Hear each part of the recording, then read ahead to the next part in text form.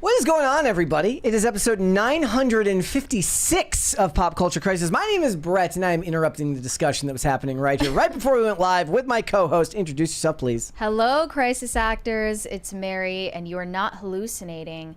I am wearing a color today, and we do have Phil back on the show at last. Black is a color. Hello, everybody. My name is Phil Labonte. I'm the lead singer of the heavy metal band All That Remains. I'm an anti-communist and a counter-revolutionary, and I'm not colorblind. Black is a color, Mary. What are you talking about?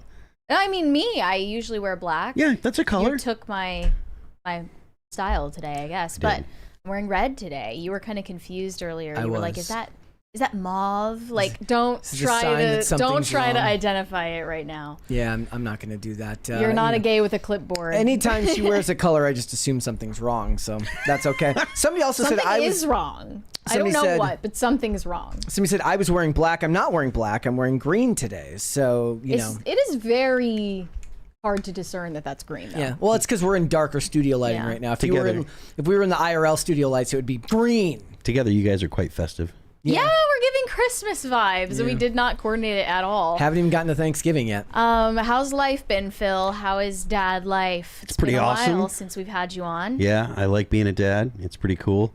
I'm going to like it more when he can do things other than complain. Like right now, it's just sleep and cry. Right? Those are the two things he does. I guess it's about 3 months is when they'll actually start doing things like smiling at you. Right. And that's kind of what I'm excited for. It's like, I kind of feel like, and women are going to hate to hear this, but I kind of feel like pregnancy maybe should be 12 months. Like, let them come out. Let them come out when they can actually do things. Like, you know, maybe there might be some women who agree with you once they've experienced the newborn phase. Maybe they think I'd rather save you for a few more months before you make facial expressions. Yeah, he's out in the world, but he can't see color. He can't focus on anything more than a few feet in front of his face. All he does is he's just a bump and he cries. I mean, he's adorable when he's not crying. Yeah. But, you know. I mean, that describes me, and I'm in my almost 40. But you're going to miss it. Well, probably. The cutest thing is when he yawns, though. He'll just, like, you know, do a little stretch. And you're just think, okay, well, that's the greatest thing ever. That's amazing.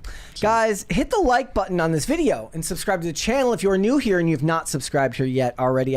I want to give you guys another heads up before the show gets started. I will be out of the studio tomorrow and on Monday. I will be back on Tuesday. Tomorrow, Alex will be filling in for me here, and I believe on Monday, Tate will be filling in for me. So there will be shows those days. I have the Pop Culture Crisis Weekend Update coming out on all audio platforms this weekend, so I would hope you guys would go and check that out. As I've also recorded some extra additional segments in addition to the show right here on the YouTube channel. So we've got that. Yeah, and Mary has coffee. Yes, I do. You can go to castbrew.com, grab yourself a bag of Mary's Ghost Blend, my s'mores flavored coffee, to warm you up with a toasty drink on these winter nights. Perfect. There is a discount code. I keep forgetting to mention that. Turkey20 for 20% off. So we've got all that. So stay tuned for the weekend update. You should go and get some of Mary's coffee. So what are we getting into today? Well, they released the trailer for the follow-up to the smash hit Super Mario Brothers movie from a couple years back, and people were a little bit perturbed to see the likes of Brie Larson in this film playing Rosalina. You know, I'm kind of turned around on her. She's been absent for so long. I just say she's not grandfathered into the hate train. Do you silently stand? I'm turning to stan on Brie Larson. You now stand Chapel Roan, Zendaya, and Brie Larson. Yeah. So at the very least, I don't believe that the presence of Brie Larson in this movie is going to hurt the very much $1 billion I have no doubt it's going to make at the box office. But we'll get into all of that. We are also going to talk about Meghan Trainor and Amy Schumer, who have declared time of death on the body positivity movement at 3:04 p.m. on November 13th, 2025, because look, everybody in Hollywood has access to the Ozempic and to the Mounjaro and all that stuff. There's a lot of stuff out there that you can take from DiGiorno to Mounjaro. Mounjaro. Mounjaro. They should have a partnership, a brand partnership between DiGiorno and Mounjaro. It's perfect. You can eat all the DiGiorno you want, and none of it goes through your thighs. Because your stomach will be paralyzed. Yeah. Why go to the thighs when your stomach can be paralyzed? So we're going to talk about Meghan Trainor and Amy Schumer. We are also going to talk about Republicans and Democrats. Can they still fall in love? According to this article that I sent Mary the other day, they can, and they've got some examples here. But should they? I guess that's the real question. Should they? Is it even possible these days? So we are going to talk about that. We've got a bunch of other stuff. If you guys are ready, we can go. Mary, are you ready? Yeah, let's go. Phil? Yeah. Okay, let's do it. So this is really sad news. Dawson's Creek star James Van Der Beek is currently auctioning off a bunch of career memorabilia to his fans. 100% of the proceeds, unfortunately, are going to his cancer treatments. Oh, yeah, that's because it appears that he is struggling to get enough money together for these costs for his healthcare. He was diagnosed with stage 3 colorectal cancer, I believe, last year. And since then, it appears that this has put him in a difficult position financially. And this is the extreme that he had to turn to. And people are finding it to be a really tragic story. And a lot of people are actually calling on Sony Pictures Television to step in and pay for his healthcare costs on his behalf instead of him being forced into this corner because of all the money that he made them being the star of Dawson's Creek. I don't know where I fall on that debate. I don't think that Sony is obligated to pay for his healthcare. It would be fantastic promotion for them. Yeah, I think it would be, of course, mutually beneficial if they did. This is what, so this happens in wrestling. So WWE offers anyone that's ever wrestled for WWE free rehab. If they need to go to rehab, WWE will pay for it. Pretty much no questions asked. Disney should do that for their child stars. They should, honestly. And then you know, if you're anybody with half of a functioning brain, you understand that WWE doesn't do that because it gives them the warm fuzzies to help people. No, they do that because it's you need PR. to do a shitload of cocaine to get from show to show. Back in the 80s, they're playing. You know, they're doing multiple shows a week. Sometimes multiple shows a day back in the day. Yeah. I listened to the Stevie Richards podcast, and he would detail what it was like on the road, and it sounded like a hell on earth to do it. Like, it's an industry that you could have only gotten into if you didn't know how awful it sounded until you actually were in it. Says that he's now auctioning off the necklace that Dawson gifted Joey in the show for prom that is going up for anywhere from $26,000 to $52,000. And then his pilot episode outfit is also up for sale for nearly $4,000. I'm honestly surprised he had it. They usually don't get to keep that many objects from when they work on these shows. There's just a handful of items that are up on the website right now. So make of it what you will. With an AI overview, and these things are almost never accurate, but it lists James Van Der Beek's net worth as between $4 and $8 million. You know, whether you believe those numbers, they're very rarely accurate, as people have pointed out multiple times. You said some people were claiming he has multiple homes. Yeah, there was a post on X from somebody that did a search and said his recent mansions include a Spanish-style Beverly Hills home with 36-acre ranch in Spicewood, Texas. It listed a bunch of stuff. Whether any of that is true, I have no idea. But the more interesting thing that I found about it was SAG, the Screen Actors Guild, offers, from what I remember, one of the best healthcare plans you can have.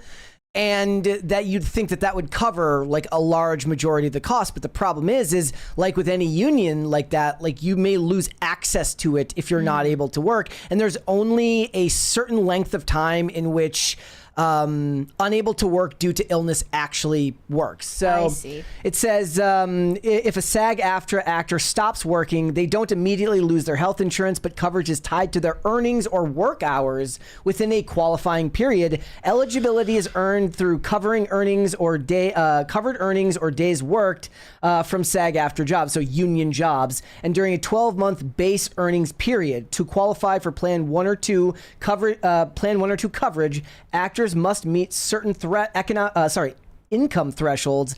As recently, the figure was $27,000 per year in covered earnings. I'm sure that's like almost nobody in actual SAG. Like, given how many people are in the union, I'm sure that's very, very few members even qualify for that. Once qualified, coverage lasts for one benefit period, usually 12 months. If the actor stops working and doesn't meet the income threshold for the next period, they'll lose eligibility. I asked if like having an illness that prevents you from working may actually give you some type of loophole on that. And says if an actor gets sick or injured and can't work, they may be able to keep their health plan coverage through special extensions. So there's a disability extension if you're unable to work due to a medically certified illness or injury, which certainly this would qualify. You can apply for a disability extension of coverage. You must have been covered under the health plan when you became disabled. A doctor must certify that you are totally disabled and unable to work in your occupation. The extension can last up to 12 months depending on your situation. You generally need to file a claim for disability benefits, for example, through the SAG pension plan, Social Security, or another official program. So if it's already been a year, yes, it's possible that he's going to be well past that period and going out of pocket. Yeah, he said, I've been storing these treasures for years, waiting for the right time to do something with them. And with all of the recent unexpected twists and turns life has presented recently, it's clear that the time is now. While I have some nostalgia tugging at me as I part with these items, it feels good to be able to offer them through Prop Store's auction to share with those who have supported my work over the years. It's especially sad because he has a big, beautiful family. He has like 5 kids or 6 kids. Married father of 6. Wow. He appears to be remaining in good spirits just from me taking a look at his social media presence in recent days. But one tweet said, "This is insanity. Sony Pictures Television should cover these costs. I realize many Americans are put in this position every year, but many Americans also don't headline a show that has produced many millions in revenue after it aired." And another person pointed out the fact that the show he was on was syndicated and aired to tens of millions of homes worldwide. And so another one said, it's naive of me to think that the network that vastly financially benefited from Dawson's Creek popularity in the 90s would help out their main star who's dying of cancer. Remember the show that spoke to a generation. Without James, there's no Dawson. He made your network at the CW at Warner Brothers. So, okay. Likely very few people who were a part of that production team at the corporate level are still there, if any, are still there. What's the threshold? Is it only the star? Does second build get the same right? It raises questions about like if you start with just one star, does that expand to everyone else? And like where do you have to start saying no? Yes. You know? And then if they do, approve for the star, is it like, then people are going to be like, oh, so because he made you money, you'll do it. They will use any excuse to bully you into doing this continually. But pragmatically speaking, there is a fantastic marketing opportunity to take care of his coverage here and turn it into content for your, whether it's for Sony's YouTube page or anything. Like you could turn this into really, really good publicity for your brand. Yeah. Friend of the show, Andy Signor, weighed in saying, if James Vanderbeek is selling memorabilia to afford cancer treatment, imagine what most Americans face. Our healthcare system is broken, and after the latest shutdown, it'll only get worse. But sure, Trump and the billionaires are truly making America something again. That's kind of stupid. Most Americans have health insurance through their employment, right? Like, now granted, there's going to be questions about whether or not they can keep keep going to work if they have something like this, and whether they're going to be able to keep their insurance. But the idea that, most Americans don't have health insurance through their employer, that's just wrong. That's where most people get it. So if you're employed, most people that are employed have health insurance. It's actually not a majority of the country that doesn't have health insurance. It's that people that have that. It's that the people that don't have health insurance through their employer have to pay exorbitantly for it, and there are a lot of people that can't afford that. That's the problem with our health coverage in the United States. It's not that you can't get access to it, because most Americans do have health insurance. So they're pointing to James Vanderbeek as one of those exceptions. Because he's a contractor, or he doesn't work. Actors, musicians, and I'm among them, obviously. Like people that contract or that get 1099s. You're not employed, so you don't end up getting the health insurance through your employer. Well, he gets it through the union. Well, there you go. Yeah. So that has nothing to do with Trump. If he qualifies, which it appears he doesn't. Yeah. Since he's been out of work for at least a year at this point. Another one said it's absolutely ridiculous that James Vanderbeek has to auction off memorabilia to pay for his cancer treatment. This is 2025, not the dark ages.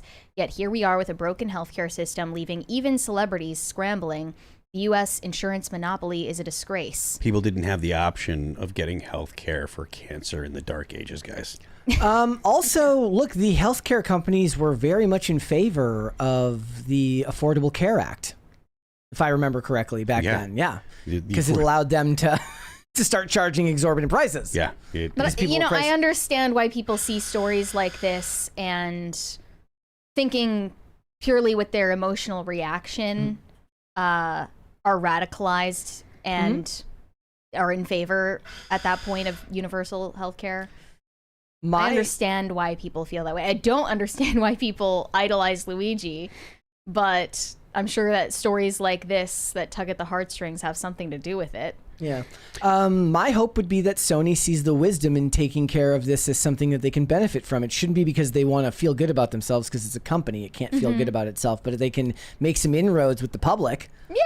I think it would be a good publicity move. I saw a tweet earlier of Billie Eilish, like, basically poking at Elon Musk online, calling him lame because Why? What an idiot. Because he's a billionaire. What an idiot. She called him lame? Basically, yeah, here, I'll pull it up here. I still have it. Because I tweeted about it. He should, like, give his money That's away. what, yeah, she's like, he has, like, more money than all of us. Give Billie Eilish a rocket and tell her to do something useful with it. Here you go. Here's a fucking rocket, you imbecile. She called him an effing pathetic.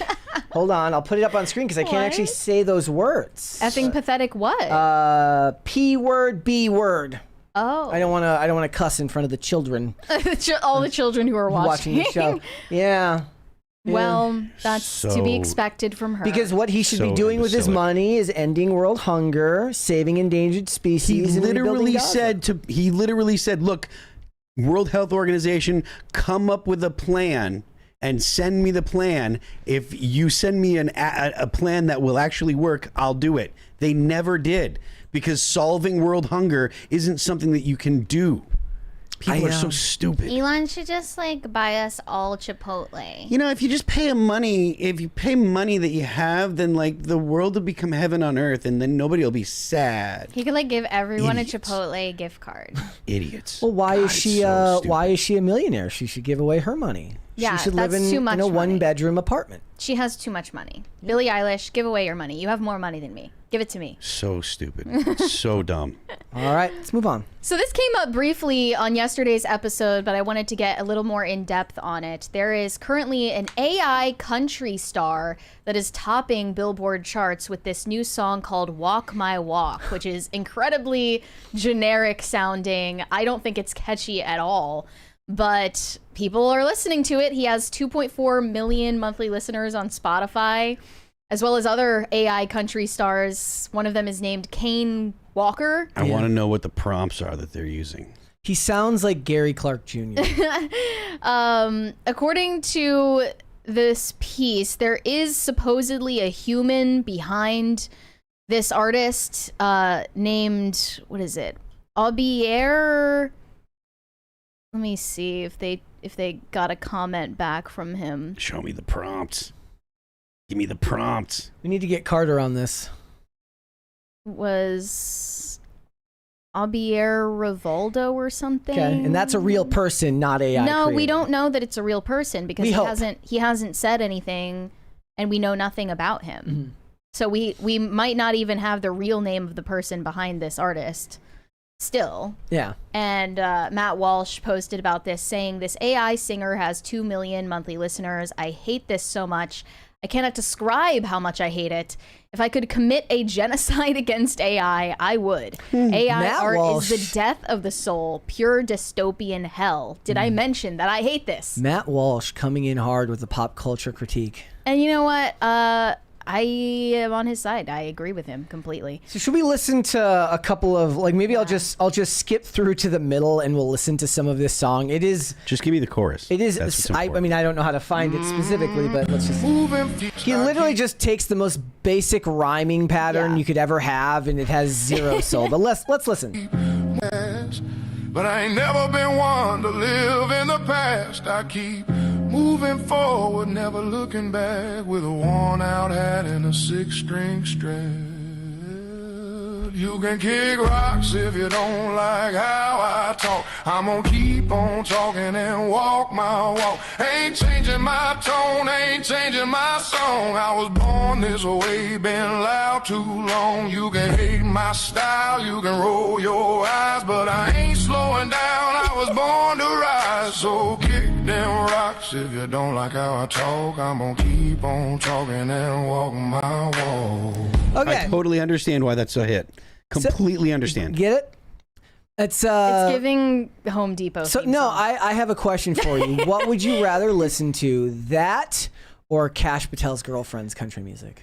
I've never heard Kash Patel's Girlfriend's country That's music. tough, but to stand on principle, I would have to say Kash Patel's Girlfriend. Okay. Because she's a human. I strongly believe that if people were not aware that this was AI, they would not be able to tell the difference. There is nobody that would say, "Oh, this is fake," and blah blah blah. If you didn't know, you would never be able to tell the difference. And I think it sounds great. I can only tell the difference in the sound if I listen to multiple songs from an album and it sounds repetitive, meaning that it's you can tell once you hear 2 to 3 songs and you hear a lot of the same, whether it's lyrics repeating or themes repeating in too blatant of a way. I can usually tell, but that requires more looking into it. It says 1/3 of the top 10 on Billboard's country song sales chart is composed of AI-assisted artists, including Walk My Walk by Breaking Rust, that is attributed to Aubier Rivaldo Taylor, who might not be a real person, which is in its second week at number 1. Kane Walker's Don't Tread on Me, which stands at number 3, and Kane Walker's Ain't My Problem at number 9, and Kane Walker's Freedom at number 11, just below. So they all have these stand my ground, don't mess with me type lyrics with boisterous vocals. You can look at Kane Walker's Facebook page and he's selling AI generated t-shirts with his lyrics in the very clockable AI generated fonts.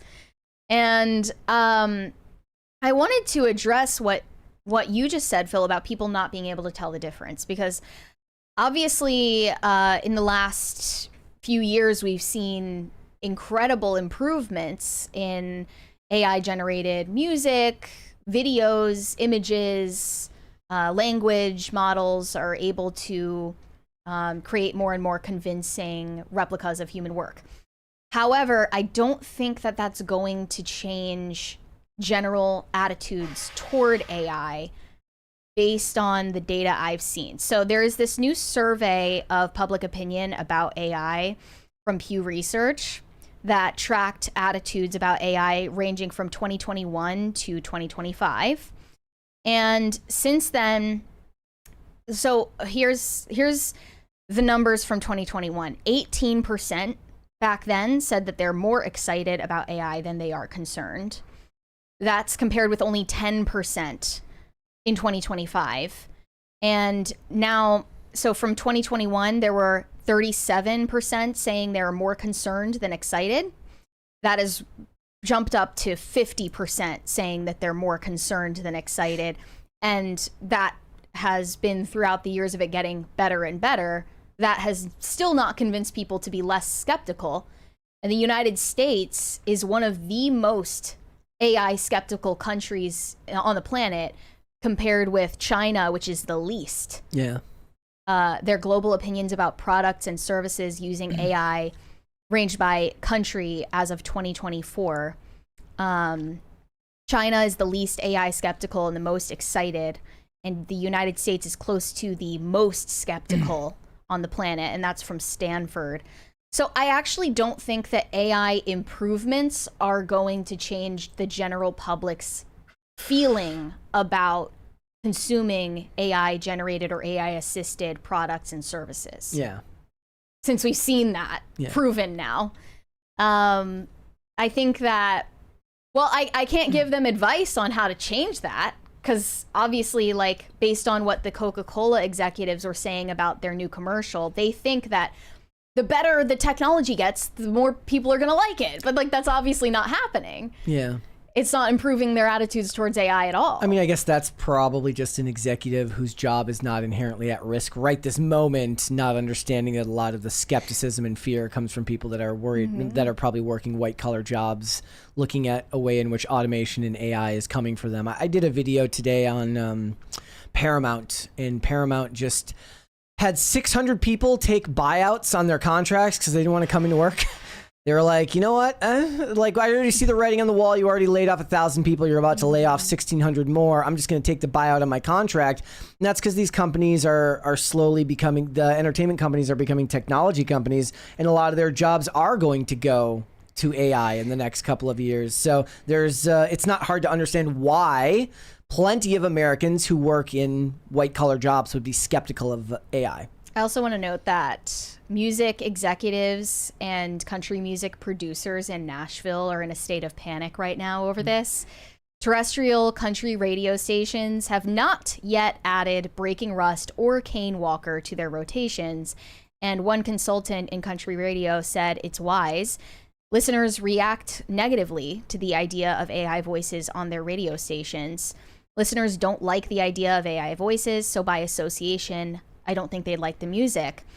Other than playing the songs for curiosity value, he says leaning on that type of programming consistently seems very short-sighted considering radio makes money off of touring, advertising, and other artist-driven revenue. I was wondering what'll happen. So I guess much in the way you said, like in the future, the wealthy will be the ones who don't have to expose their kids to technology at all.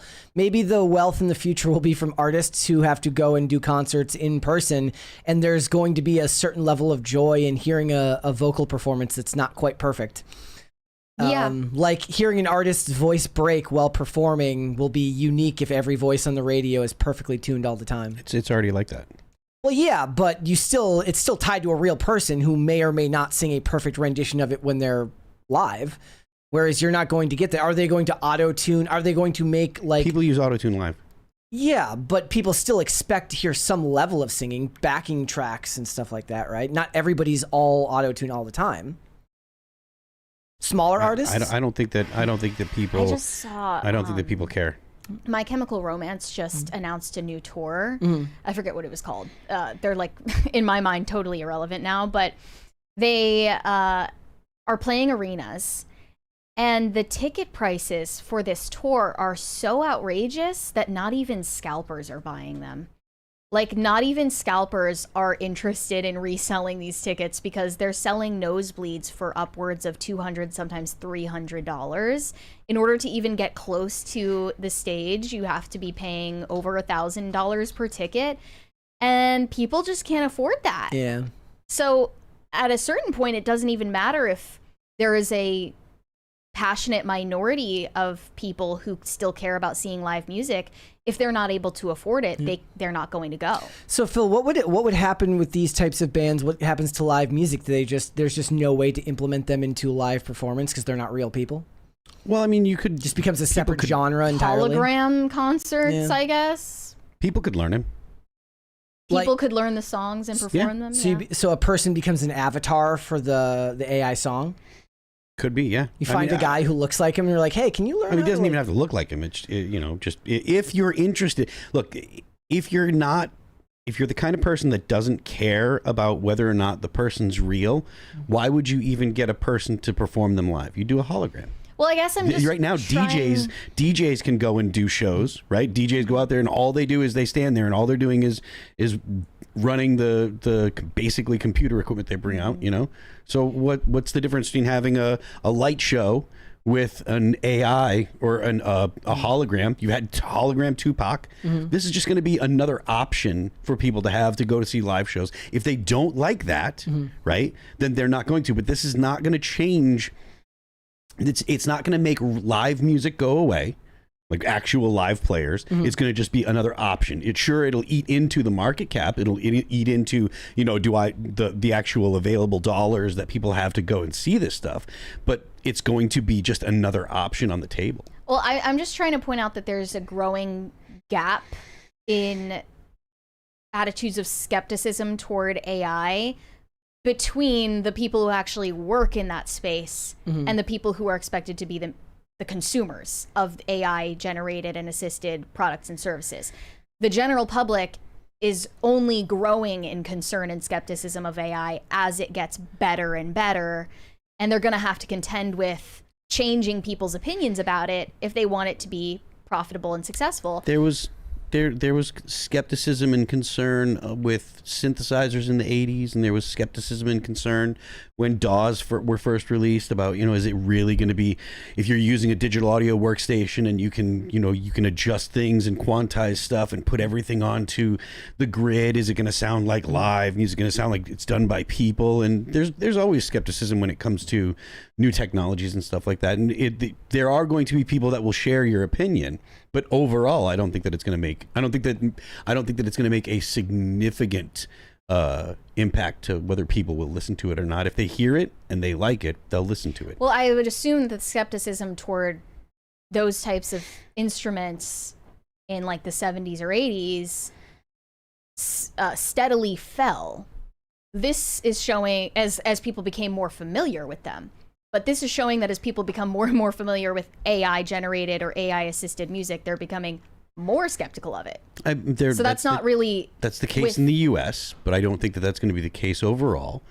And you are dealing with the internet being global, which is part of the reason why Spotify doesn't care what laws the US makes, which is part of the reason why you can't get significant changes about intellectual property laws and stuff like that, because Spotify as an international company, or any of the streaming services as international companies, if the US makes a law that's too stringent, there's only 334 million, 340 million Americans.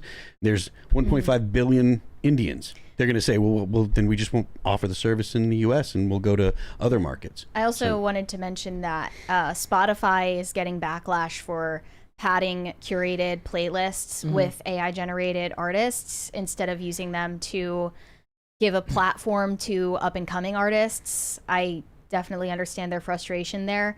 I don't listen to curated playlists anyway. Kind of NBC behavior, in my opinion. I did want to at least bring up before we move on, I don't know how much the Michael Caine stuff actually matters, but I did want to bring up this thing that I saw from the Hollywood Reporter earlier. So I sent Tim this article so that he could know that he was at least right earlier than I thought he would be, which is that Disney is going to allow user-generated AI content on Disney Plus coming in the not so distant future. It says in the company's fourth quarter and full year 2025 earnings conference call, Bob Iger is in the midst of rolling out the biggest and most significant changes. Changes will include games of at least a number of games and features on Disney Plus. The other thing that we are really excited about is AI is going to give us the ability to provide users of Disney Plus with a much more engaged experience, including the ability for them to create user-generated content and to consume user-generated content, mostly short form, from others on the platform. Okay, knowing what I know about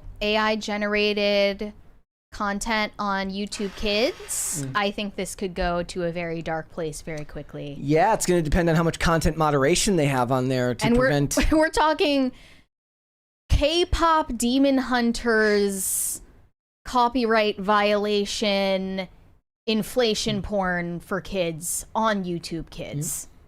That's just there. Yeah. The kids are watching this stuff. And the thing is tenfold is you keep the adults on the platform with the old stuff, and you can keep the young kids engaged on the platform by giving them AI brain rot using their favorite characters. Doesn't take being wealthy to keep your kids from watching AI brain rot. Just saying. It says basically they make the point of saying that they're in productive conversations with unnamed AI companies, and the whole point is they have to find a way to both create this stuff while protecting their IP, which of course Disney is very, very fiercely protective over. So we'll have to wait and see where that goes. Worth a mention, Morgan Freeman is taking legal action over AI clones of his voice, saying, "I'm a little pissed off. Don't mimic me with falseness. I don't appreciate it, and I get paid for doing stuff like that. So if you're going to do it without me, you're robbing me." I do like that he turned it into a monetary issue and not an ethical issue. He's like, look, you can AI my voice all you want, but I better be getting paid for it, right? Matthew McConaughey and Michael Caine, on the other hand, well, they're seemingly in agreement with him. They just want to get paid. Yeah, so Matthew McConaughey is already investing in these companies. It's one of the reasons he's with it there. Basically, he has like a newsletter that he does, and he's letting AI create it in Spanish with his voice. So he's like, look, I don't want to learn how to speak Spanish, so I'm going to let AI read the voice, read the letter in my voice in Spanish. Him and Michael Caine are now in a partnership with 11 Labs. Michael Caine. So okay. We'll have to see what becomes of that. All right. What would you guys like to see? Cringe or cute of the day? Cringe. Cringe first. We actually have 2 cringes. Sorry, double but the cringe. They're both somber cringe. Okay.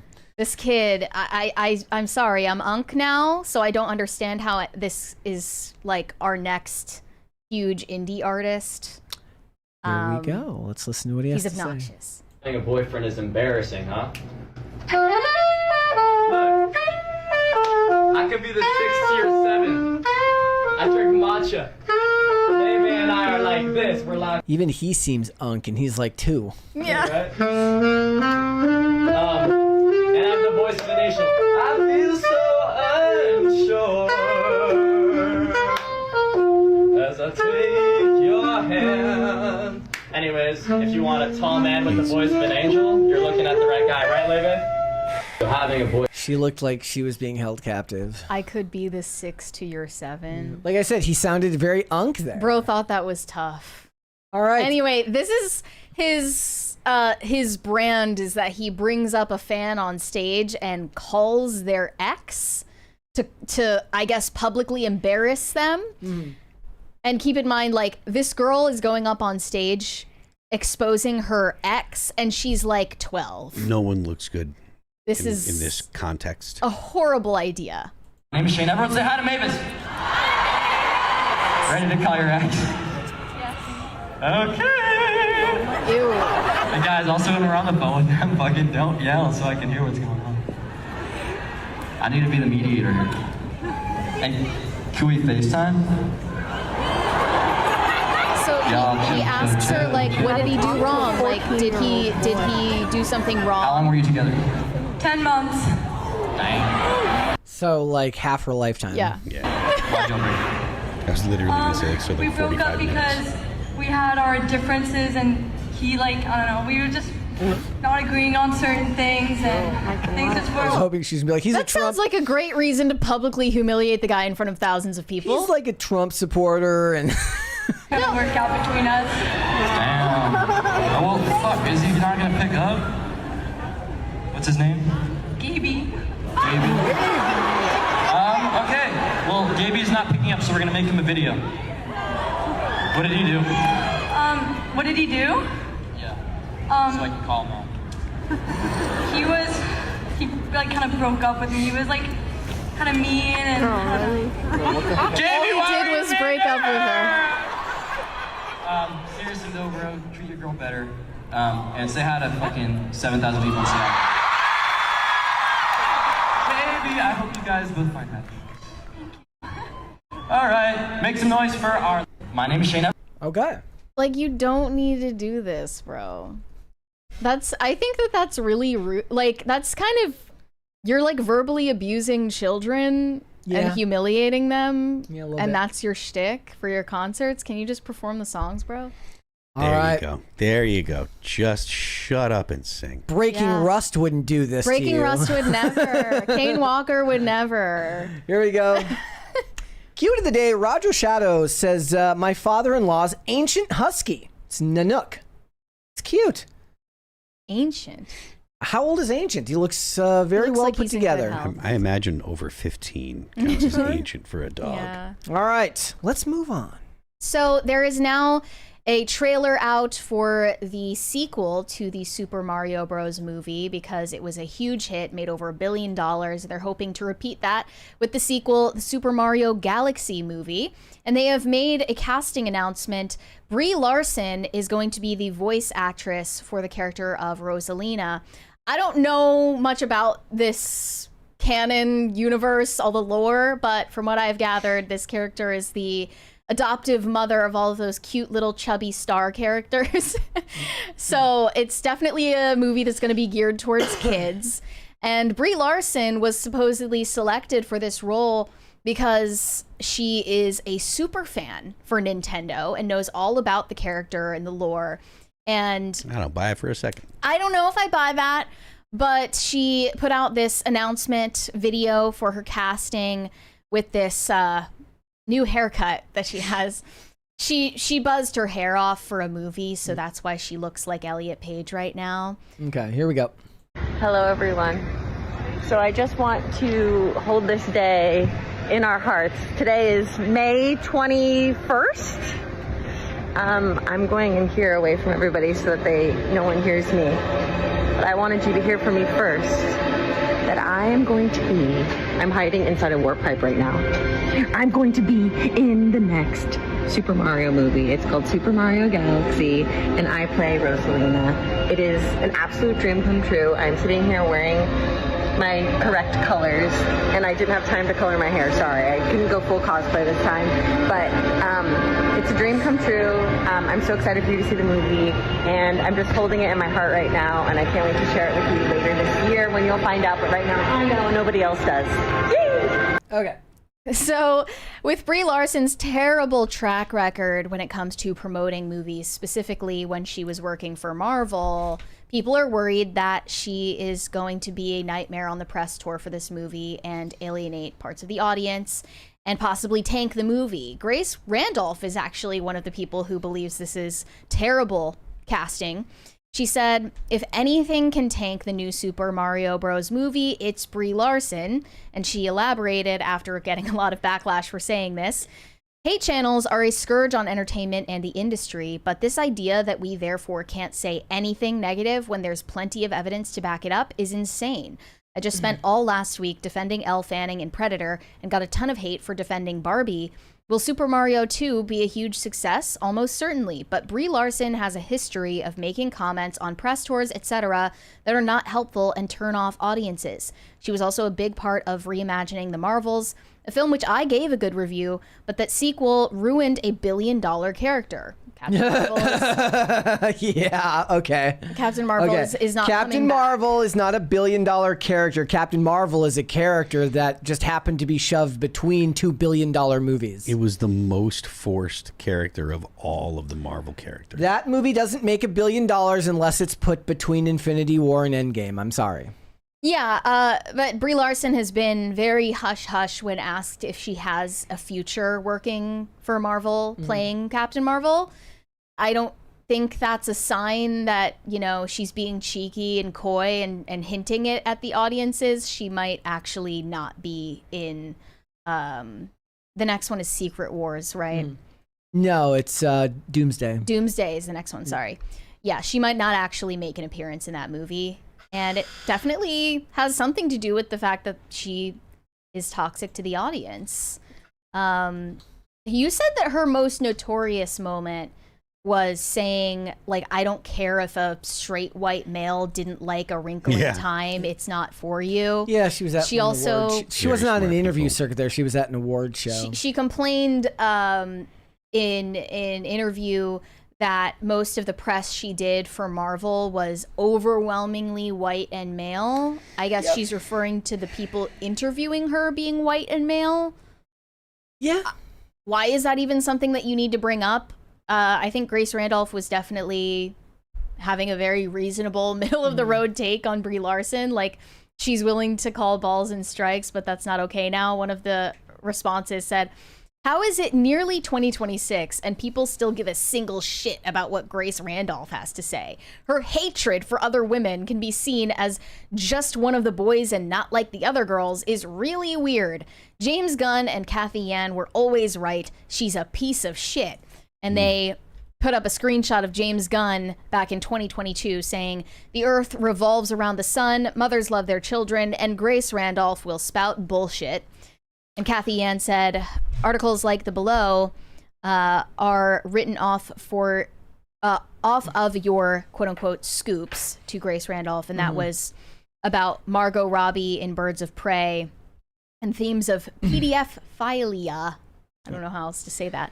You could make the comment that perhaps her words could come back to bite her, like, say, a Rachel Zegler, but the difference is Rachel Zegler was denigrating the property that Disney was putting her in charge of, and it doesn't seem like that will be an issue with Brie Larson. And those comments she made were a very, very long time ago. Super Mario Brothers is a $1 billion franchise. I don't see the box office. First of all, you're not going to be able to see her physical appearance anyways.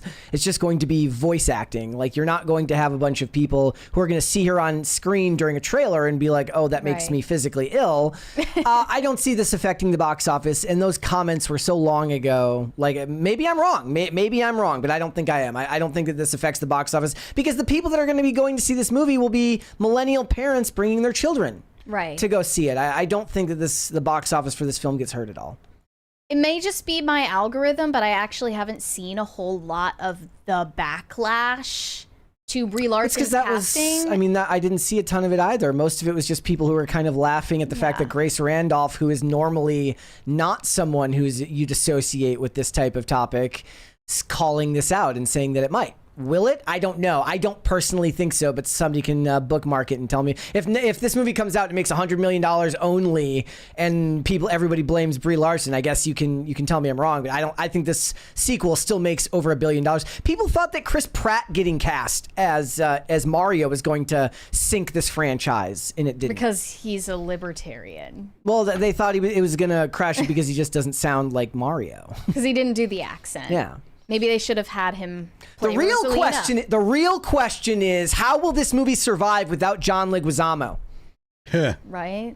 Without John Leguizamo to save this movie, how will it make $1 billion? That tanked the movie. That's what happened. More than anything. I've seen more backlash against the backlash, if that makes sense. Like, the idea that there is this army of misogynist trolls who hate Brie Larson for having a vag. Like, the whole backlash against the backlash has been louder in my algorithm. Like, this one trying to prove her bona fides.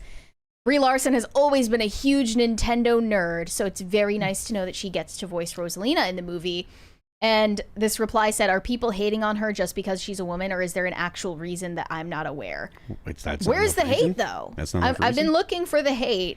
One of the replies said, it is because she's a woman. People like to claim she has an ego, when really she's just joking around with Marvel cast in interviews, the same way they all do with each other. But because she was a newcomer and a woman, everyone online made it a big deal. Yeah, that's the strawest of straw man arguments I've ever heard. Someone said she was basically Rachel Zegler before Rachel Zegler. That's true. Her public persona was basically smug, annoying, performative, self-aggrandizing politics back in 2018, 2019. Blame her publicist. They were pushing that for all the female talent back then. Yeah, I mean, if she makes the press tour about, women's empowerment, we can reevaluate this discussion and talk about it then. Yeah. But as of right now, there's no, I don't find it compelling to say that stuff she said in 2019, which prior to COVID might as well be a lifetime ago, that it's going to affect it. Now, if we were talking about a superhero movie, or if we were talking about a Star Wars movie, which she's been threatening us with for years, about doing a Star Wars movie, then we could have that discussion. I think that there's a reasonable belief that the people who are going on their own, maybe not with their kids, but want to go see a superhero movie or a genre sci-fi movie and she's in it, then I could see it being a problem. But for a kids animated Nintendo movie, I don't see this being a problem. Neither do I. I do believe that Brie Larson walked so that Rachel Zegler could run. And I think that's why Rachel Zegler was so bewildered at the reaction to the things she was saying on the Snow White press tour. Like, she was like thinking, this is what all the actresses do. Like, why am I getting singled out with all this hate for trashing Snow White when literally all the other female talent have been doing this for the last decade? It's just because Rachel Zegler happened to be pinpointed at the moment when people started changing their opinions about this stuff and how talent ought to behave on press tours. And people are also presenting this interview with Brie Larson to prove her nerd bona fides. She allegedly broke up with a boyfriend of hers, dumped him, because he said that she was taking Nintendo too seriously. I threw my first boyfriend out of my house because I was trying to beat the final level in Super Mario Galaxy. He said that I was taking it too seriously, so I threw him out of my house. Okay. I don't know if I believe that, but okay. You think she's making it up? I think that there's probably more to that. Call me crazy, but I'm guessing that there's probably more to that story. We need to hear his side of the story. Yeah, like I'm gonna need to hear see the evidence. I don't know what that evidence would be. There better be a Ring door camera of him leaving, muttering under his breath about how pissed he is. Before watching, was it the Marvels? The last Marvel movie that we reviewed was the Marvels, right? Gosh, was it? I think so. Yeah. Before watching that, I've reviewed Marvel stuff since then, but probably the last one we did together was probably that. I watched that in an Alamo Draft House, and during the preview section, they were playing a bunch of Brie Larson's old music videos, and I was like, wait, she tried to be like Ashley Simpson light? Yep. She had a failed music career, and that was like totally news to me. If only she went down a different path in life. I'm gonna go ahead and give I'm giving amnesty to Brie Larson until new comments come about. Like she gets the pass. Like, you know, everybody says stupid stuff 5 years ago. If new stuff comes up, then we will re-put the ban hammer down on her. Second chances, Dawson. That's me. I'm giving her a second chance. You believe in redemption. If she can make it through this press tour without talking about her story, or, you know, women's suffrage or the Handmaid's Tale or you know, protecting the 19th or Roe v. Wade or whatever it is that she wants to talk about. If she doesn't have to talk about any of that stuff on this press tour, she gets a pass. I will say people reacted a little bit too strongly to the first Super Mario Bros. Movie, saying that Princess Peach was a girl boss. I watched it eventually. I didn't particularly like the movie because it's not for me, it's for kids. Yeah. But I didn't agree with that assessment at all. Like, very reasonable take. That Princess Peach was a girl boss. Like that seemed like a huge reach from the anti-woke crowd.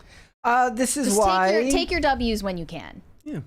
We have a 20 there. Yep. Well, we'll do that when we go to Super Chats because it's on Rumble. All right, let's go to Super Chats. Let's read that one here. It says, from Grunmeister, says, I'd like to ask Phil his opinion on the band The Pretty Wild and the Sisters. The Pretty Wild and the Sisters, you know them? I don't have an opinion. I haven't heard them at all. I believe their names are, is it like Julie and Jules? Gile and Jules? I think they are absolutely amazing. If you've heard of them, chat, let us know.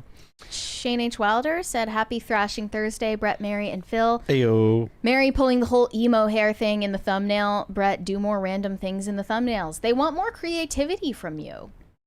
They want more variation. No. At least a smile would help. No. Smile more, toots.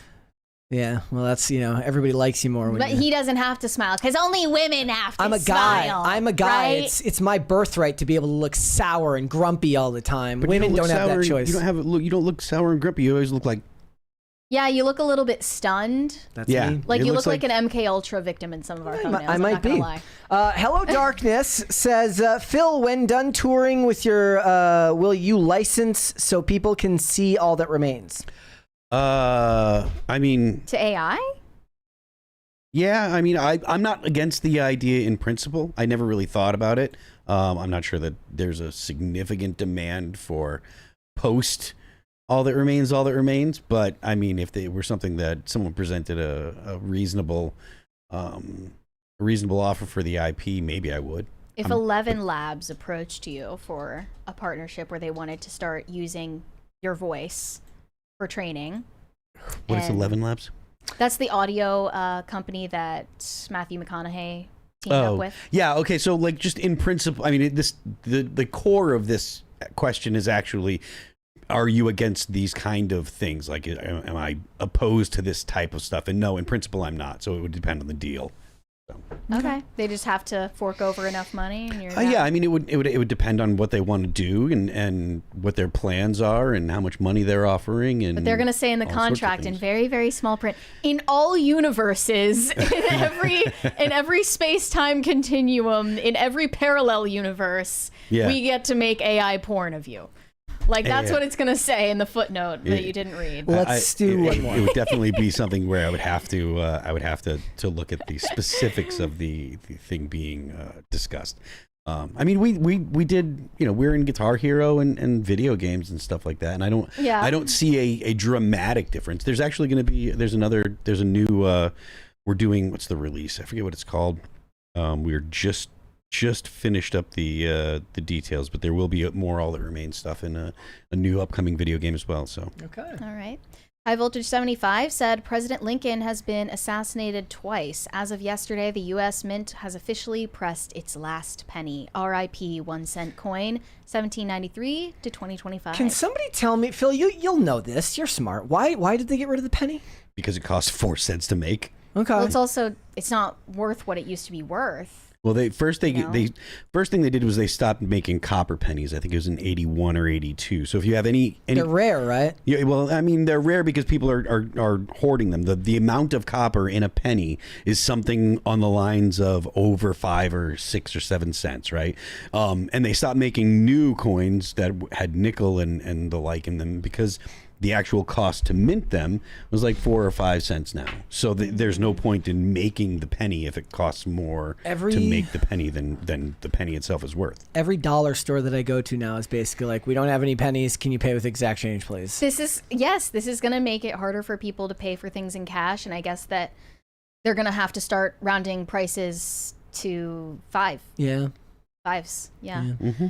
They're going to have to pay some brain trust to be like, how with this state's tax rate, what will this be? The amount of nickel in a nickel is worth more than 5 cents now. All change is going to become, not cost effective. Mm-hmm. They did it with, initially it was, silver and dimes and quarters. And this phenomenon is only going to continue to speed up because the actual metals that these things are made of, the value of the metal itself is going to be worth more than the actual value of the face value because of inflation. That's just what happens. So at 20 there, and then let's move on. Not That John Stewart said, watching delayed. Hi, y'all. Welcome back, Hi. Phil. Congrats again on fatherhood. Appreciate it. Thank you very much. All right, let's move on. So Meghan Trainor has undergone quite a dramatic physical transformation in recent months, and she has openly admitted that is because she is taking GLP-1 injections. Not Ozempic, to be clear. She is on Mounjaro, which is a popular alternative trizepatide medication that a lot of celebrities are taking as an alternative to Ozempic, and they believe that it's more effective. I had to figure out what the difference between the two of them is earlier, so I'll explain it if you're unfamiliar. Is there a significant difference? Mounjaro is a dual-acting drug that targets both GLP-1 and GIP receptors, which may lead to superior blood sugar control and greater weight loss compared to Ozempic, which only targets the GLP-1 receptor. So they do basically the same thing, but Mounjaro is becoming a favorite amongst celebrities, Meghan Trainor included. This was a recent appearance that she made at a gala, and she looks unlike herself and unlike most humans in these photos. Thank you, guys. Thank you so much. We'll leave you on a cliffhanger for a second here. We appreciate it, guys. Thank you.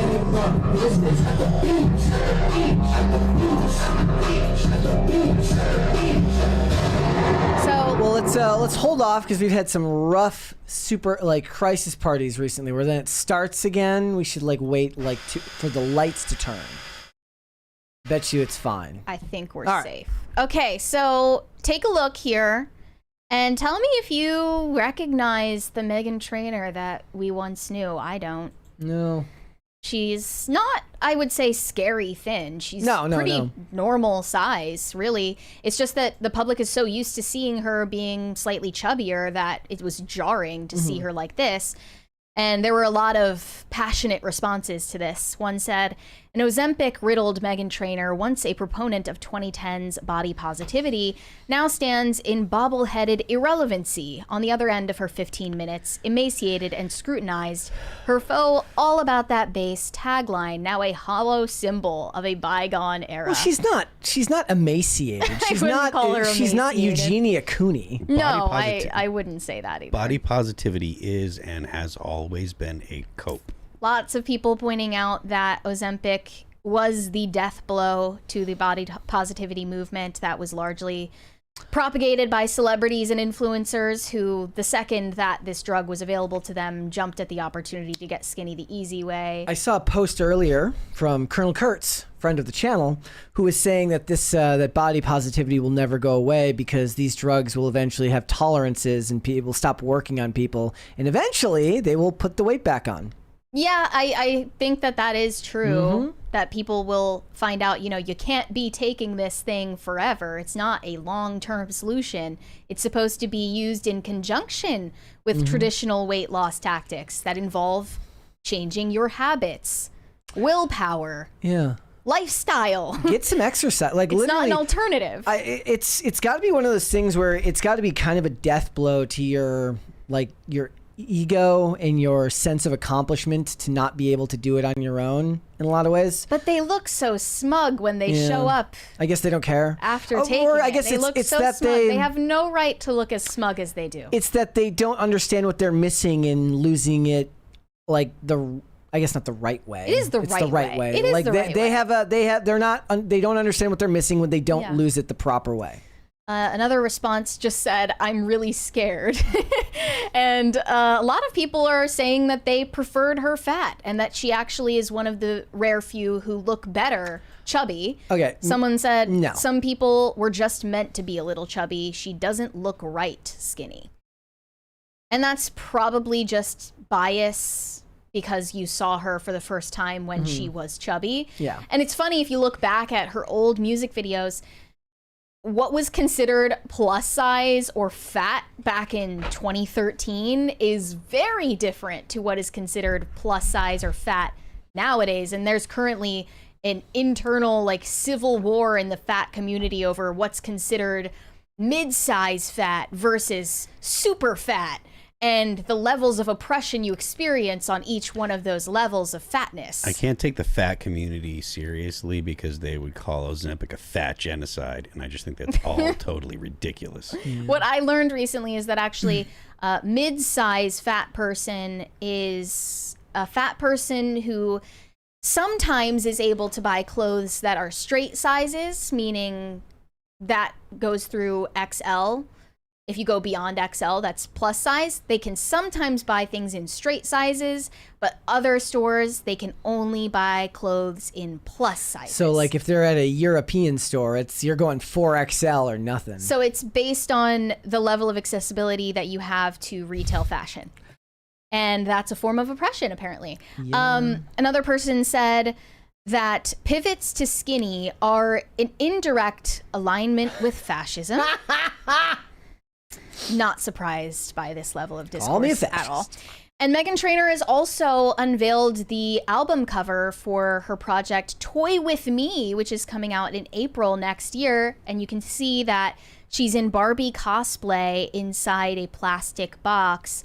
It's likely a reference to that famous lyric of hers saying, "I ain't no silicone stick figure Barbie doll." But she did like an advertisement for breast enhancement. She literally did take a paid advertisement on her Instagram recently for breast implants. Yeah. I think that that's brazenly hypocritical, and I think she deserved to get called out for it. You know, you can just say that you changed your opinion. That's fine.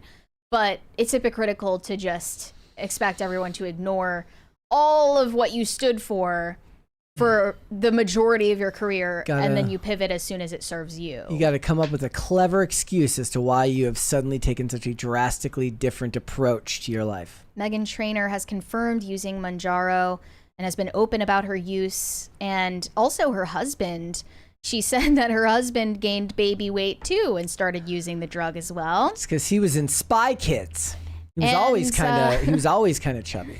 Another celebrity that has recently unveiled dramatic weight loss is Amy Schumer. She has now deleted all photos of her from before her weight loss on Instagram. She's memory holding that shit. Trying to make everyone forget that she was ever fat. She's like, what are you talking about? And I don't know what you mean. New photos, she's unveiled her new slim figure, and all the old photos are gone. She is very skinny now. Well, compared to what she was before. She captioned it, I wonder if Chuck Schumer "Back paid on my for it." staircase bullshit again." I don't know what that means. Is that supposed to mean that she lost the weight by doing like incline treadmill? If so, then press X to doubt. She said, I actually left my house tonight. Who's proud? I'm feeling good and happy. Deleted my old pics for no reason.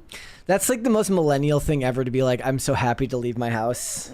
Because I'm such a homebody and it's like eating pizza. Like everybody else is out partying and I'm at home watching Netflix. And curling up with a good book, because I'm such a loser. So does she say anything about whether she used a GLP-1? So yes. She did too? So ironically, Amy Schumer has admitted to taking Ozempic in the past in 2023, but she said it made her violently ill. She stopped using it due to severe side effects. She said it left her bedridden, vomiting, lacking energy, and made the experience not livable. I mean, the only thing different between that and just being really, really overly fat is the vomiting part. Otherwise, you've just done the same thing. Well, she was never like truly... No. Like, she wasn't like... super size fat. She was never obese, but she was definitely heftier. These people ever like go the old school route and get like the lap band or the... She later discovered that the old school route? Yeah, it's the old school way to lose weight. That and diet pills. She carries a genetic marker that makes her highly prone to nausea, which explains the extreme reaction. But now she has praised Mounjaro, a different GLP-1, which has improved her hair, skin, energy, and sex drive without adverse effects. Interesting. TMI a little bit there. Yeah. Yeah, I was just going to say, that's not... No one wants to hear about what I was interested in. Amy Schumer's vag. No. We've heard well enough about your sex life already. Thank you, Amy. Like, is there a celebrity who's like... There needs to be like a really, really funny celebrity to come out and just talk about losing weight the old-fashioned way and really make fun of these people. Well, didn't Rebel Wilson do that? Is that how she lost the weight? Like, I was pretty sure that Adele lost the weight naturally because that was before Ozempic started, really getting popular for its off-label use. And then Rebel Wilson as well, at least has never admitted to using GLP-1s. These people are like stolen valor. Like, I did all the work and you... Like, that is what I mean. Like, so I lost about 20 pounds this year. And that's like... That takes a decent amount of work and a decent amount of restraint to do that. And so Rebel Wilson lost way more than 20 pounds. So did Adele. Like, they put in a crap ton of work, assuming they didn't use any chemicals to do it. That's, I'm sure they're like, and you're over here taking the shortcut? I wanted to double check that. Oh, okay, wait. Rebel Wilson did admit to using Ozempic. Okay. She stated that she used the medication to help maintain her weight loss after already having lost 80 pounds. She lost the weight initially by the natural means. 80 pounds, that's so much. But then got weight. on Ozempic to like, for maintenance purposes, I guess. Like, just do, like, any person who doesn't work out regularly, do like bicep curls with a 20-pound weight and think about like carrying that much extra weight around all the time. It's wild. She said, someone like me could have a bottomless appetite for sweets, so I think those drugs can be good when you can't ignore the food noise. Yeah. Which if you listen to Oprah about this, you're just born with it.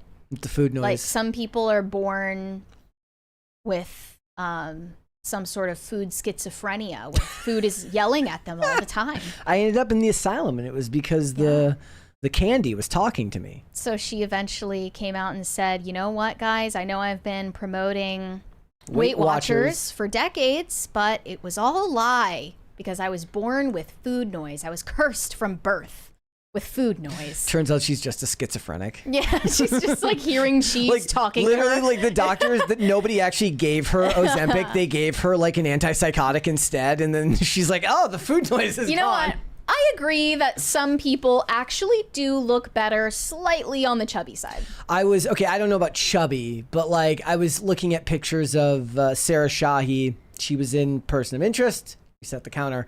And then when Black Adam came out and she was doing red carpet appearances, she looked so I don't know if gaunt is the word, but so much skinnier than she'd before. And she was tiny. She was always tiny. She just looked like a normal tiny person. And now she looks like everyone was tiny back then. And now she looked like a very, very skinny, tiny person, where it was like the weight around her neck had all disappeared. Like there was a huge, like gap in here that wasn't there before.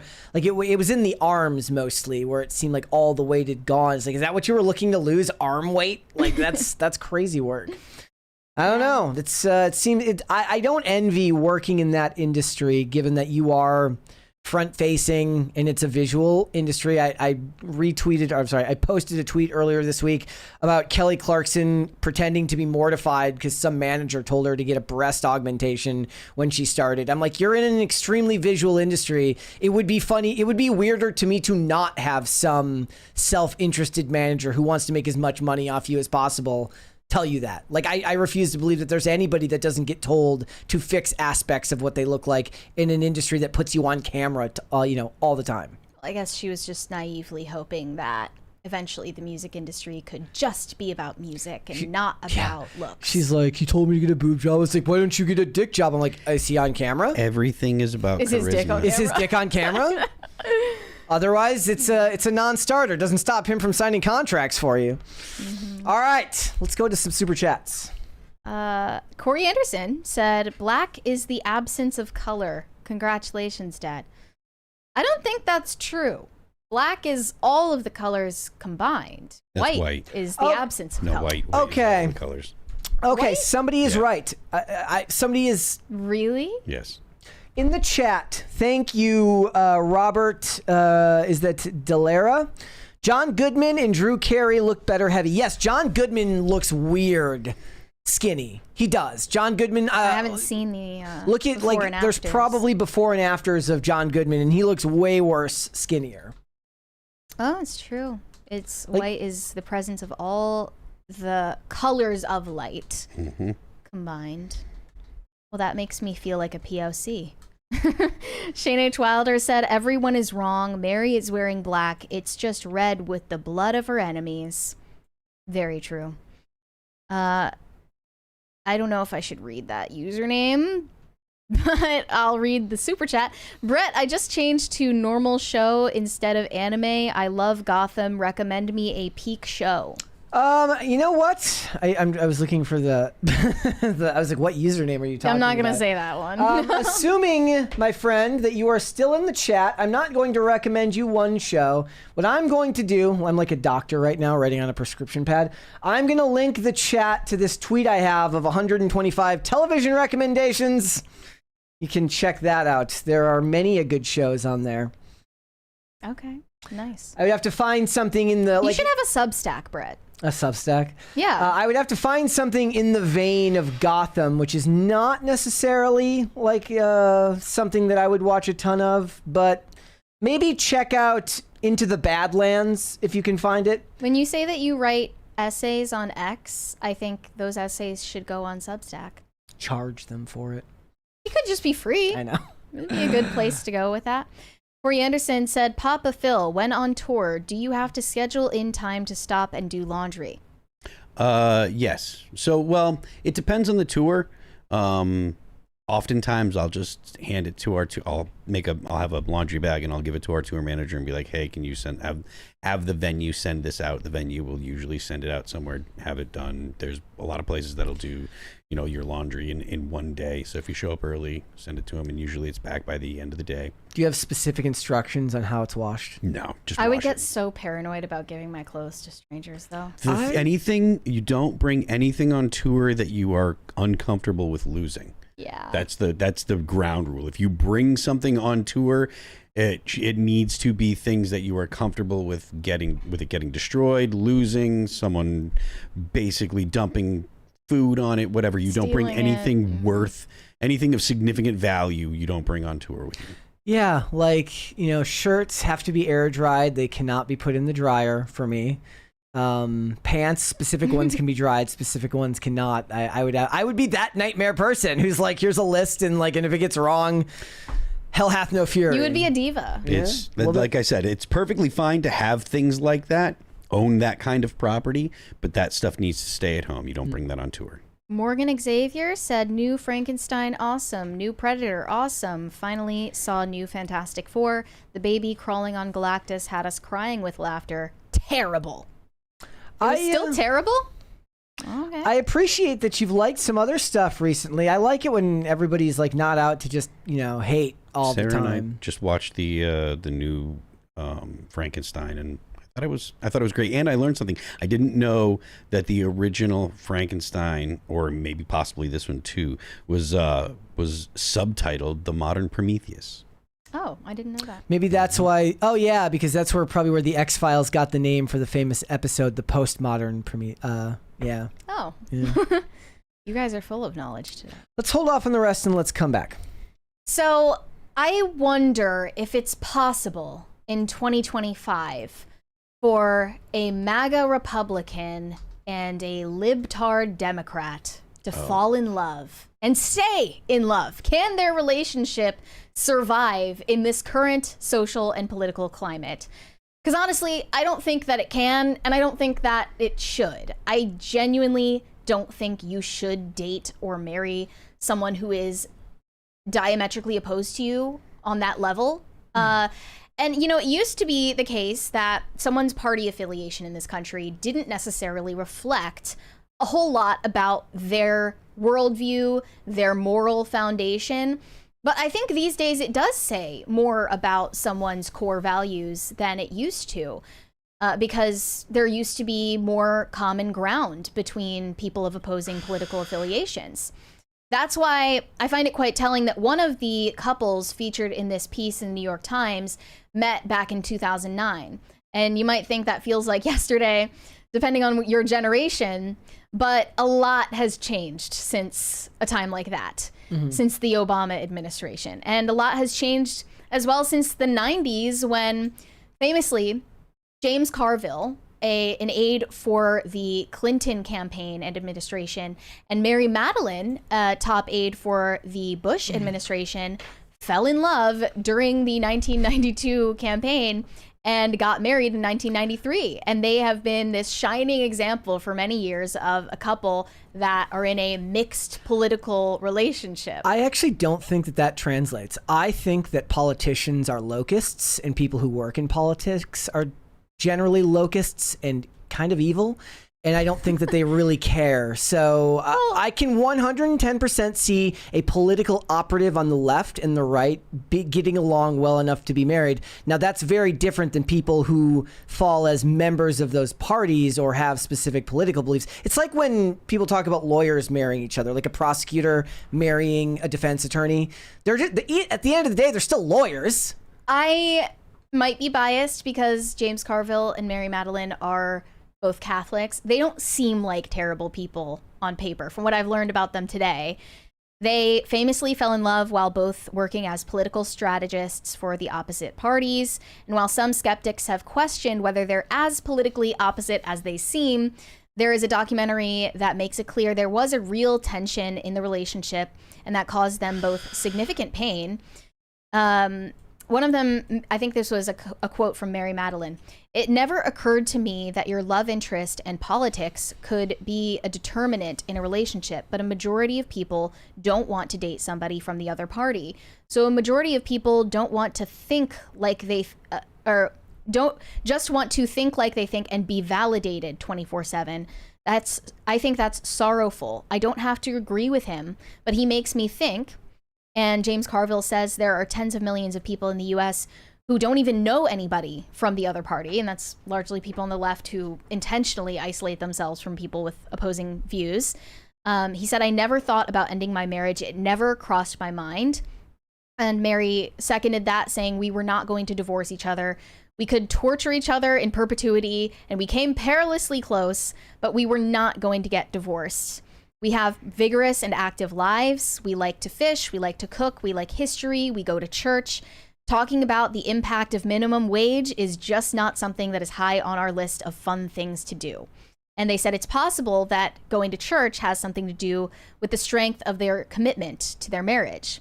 Fewer Americans have religious commitments to help them weather secular storms these days. That includes political differences. So in the chat, this is correct. Like neocons and Democrats in the 90s, basically the same thing. Yeah, there just weren't as many stark differences between Republicans and Democrats back then, or even in 2009 when these two met. People today, a lot of people don't realize or remember that there used to be progressive Republicans and conservative Democrats. There was a time where you could be a Democrat and be for a lot of the things that conservatives today are for. I worked for a lady who was so nice lady, bless her soul, but was what you would still call, I guess, a blue dog Democrat. They loved guns. And I'm like, you have no idea how much the party hates most of what you stand for now. I'm not going to shame you because you don't follow this stuff. You don't pay close attention. But we would talk politics. I broke my rules. And she was fun to talk to about politics. But yeah, they loved guns. And I'm like, your party does not believe in that anymore. They want to take them from you. And she didn't see it because she didn't pay attention to politics other than, to vote in elections. There were I have friends that as recently as when Joe Biden was running for president would say things like, no, Democrats don't want to take your guns. And then when Joe Biden came out and said that he wanted to ban assault weapons and Beto O'Rourke. And Beto O'Rourke made those same remarks, they were like, that is so dumb of them. I don't know why they're doing that, blah, blah, blah. And it's like, look, man, you need to understand what the people you're voting for actually will do, not just what they say or what they don't say, and then assume that they would not do things that you don't want them to do. You actually need to hear them articulate opinions about the issues that you care about, because these people were, the people in particular, they were very pro-gun people, like owned guns. They're like, look, man, the Democrats don't want it. This is just Republicans fear-mongering. Democrats don't want to do that. And it might be because they were from the South and like didn't understand what Democrats do. Me being from Massachusetts and seeing Democrats institute the policies that they want to, and which actually made me leave Massachusetts. That might have had something to do with it, but yeah. Yeah. They're those types of people who say, that never happens. And then you present them with the example of it happening. And they're like, well, that was like one time. And here's why it's a good thing. Right. So this New York Post piece says, meet the couples who are part of a dying breed. And it showcases exactly 2 examples of mixed political relationships. Best you could find today. One of them is... That's 2 more than I thought was possible. So one of them is a more, I suppose, suburban blue-collar example of a couple that is married and has 2 kids and met back in 2009, I believe. And then the second example is, I suppose, a more white-collar urbanite example of 2 lawyers who work in D.C. Who work that's in kind D.C. of what I was talking about. Like the first thing I looked for when it said like the guy was a conservative and the woman was a Democrat, I'm like, what's her job? She's a lawyer, general counsel at a healthcare company. We'll get to that in a second. But as you would predict in both of these examples, it is the man who is a registered Republican and the woman is a registered Democrat. Shocking. That's not the case in the James Carville marriage, though. Yes, that was a different one. So this mom of 2 named Samantha Miller was interviewed by the Post saying, I'm a Democrat who completely opposes Trump and his agenda, so I know it sounds crazy that I married a Republican. There are times when we won't speak about politics. We just know I'm a very, very strong-minded person in my opinions. He's very strong-minded in his.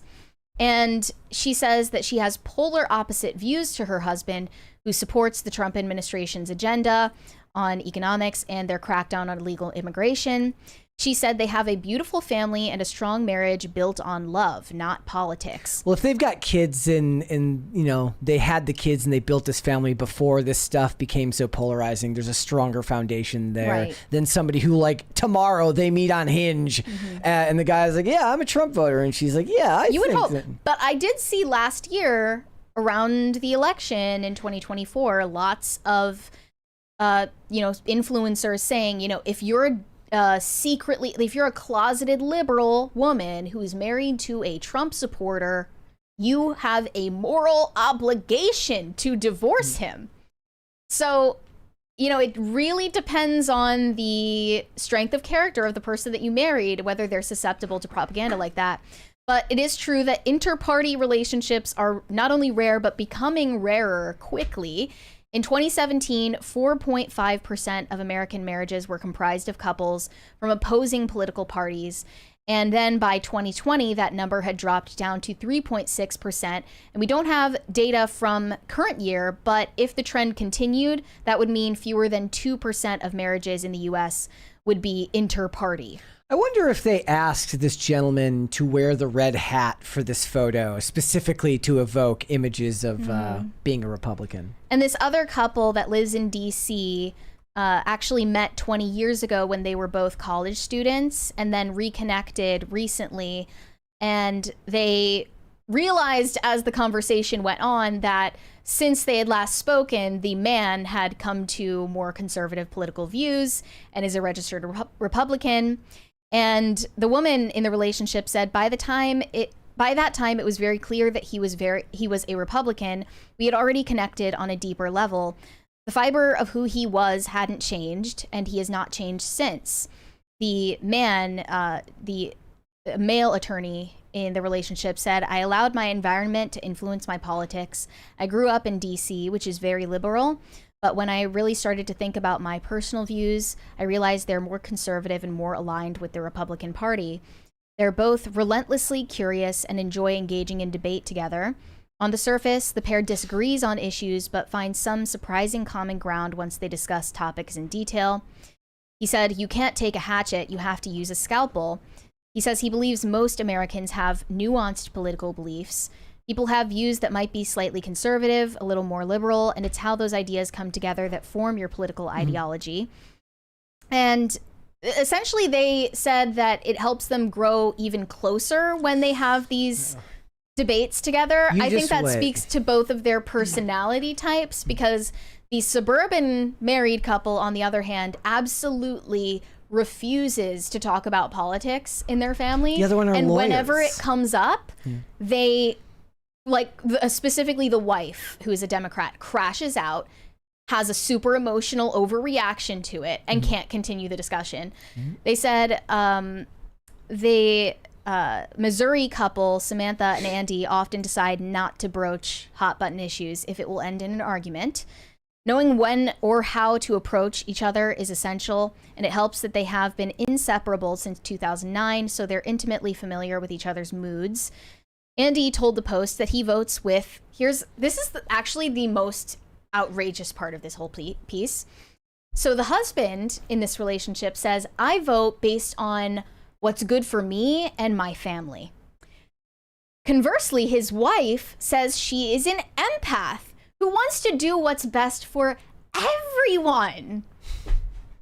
You are what is wrong with society, chick. Like, you are the reason why people dream about repealing the 19th Amendment. That is essentially why. It's the heat map, right?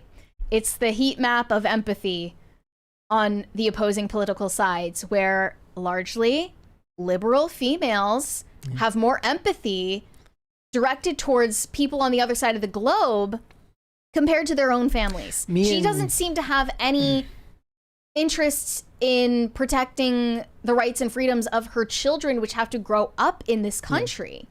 She says, "I 1000% don't believe in what's happening right now with the ICE deportations and how they're rolling out." And she cares more about the kids in cages than she cares about her own kids, who are going to have to deal with the consequences. I imagine that her husband tried to very, very softly explain to her that when you bring in untold numbers of people illegally, you essentially create a slave class that has no rights and no protections. And on top of hurting the economy, which hurts your own children and American citizens, you harm them by putting them into a place where they're going to have to work for somebody who has to offer them exactly none of the protections an American citizen does. That level of nuance is probably not there in that discussion. The funny thing was the other couple, not to skip ahead, is like, they're lawyers. Of course they like to argue about it. That and makes there is a more analytical approach to how they look at these things, much like Carville and his wife. They don't look at politics the way you and I do. They look at it the way a droid looks like politics or Darth Vader. Like they don't look at it like human beings. They look at it like operatives. It's their job to win. And so it's actually probably easier to talk about politics with somebody else who has to have, that little of a soul. Not to be overly rude to them. But I would be interested to know, like, first of all, I imagine that the men are somebody can correct me if I'm wrong, but I imagine that men have a stronger tolerance for having a wife that has a differing set of political opinions than a wife would of a man who has different political opinions. The lady earlier said women who are liberals in hiding from their husbands. I don't believe that for a second. I believe the men likely are just keeping their views to themselves because they don't want to get into a fight about it. Because they're being long-housed. Yeah. That's the cold hard reality. The Millers told the Post that 2016 was the year when politics became a part of their daily conversations. They argued passionately during the 2024 election, and leading up to the second election, they were trying to crush his name into the ground, said the husband, crushing Trump's family into the ground, going after him with lawsuits, going after him with legal stuff to take him off the ballot. And then Samantha interjects and interrupts her husband, saying, 34-time felon. But the same thing can be said on the other side. And then she said, we're going to start fighting during this interview. Lady, you have no right to speak to your husband that way. Even behind closed doors, but especially when people are watching. And thousands of people are going to read this. It's so disrespectful. It's outrageous. Mm-hmm. I mean, women's behavior is truly out of control. It really is. So it's funny that she mentions that one specific example, because that's what happens every time people bring up what happened to Trump and the lawfare that was used against him. Now, anytime a Republican actually has, a political operative on the other side arrested for doing something illegal, like interrupting ICE while they're trying to do their job and getting in their faces and putting their hands on them, they're like, it's lawfare.